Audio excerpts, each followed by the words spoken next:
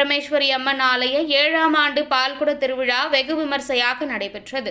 மயிலாடுதுறை மாவட்டம் குத்தாலம் தாலுகா திருமணஞ்சேரி கிராமத்தில் எழுந்து அருள் பாலித்து வரும் அங்காள பரமேஸ்வரி அம்மன் ஆலய 7ஆம் ஆண்டு பால்குட திருவிழா நடைபெற்றது. முன்னதாக விக்கிரமன் ஆற்றங்கரையிலிருந்து சக்திகரகம் பக்தர்கள் பால்குடங்களை தலையில் சுமந்தவாறு வானவேடிக்கை மேளதாள வாத்தியங்கள் முழங்க ஊர்வலமாக முக்கிய வீதிகள் வழியாக கோவிலை வந்தடைந்தனர்.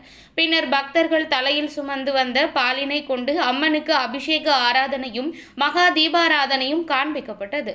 இதில் திரளான பக்தர்கள் கலந்து கொண்டு அங்காள பரமேஸ்வரி அம்மனை வழிபட்டு சென்றனர்.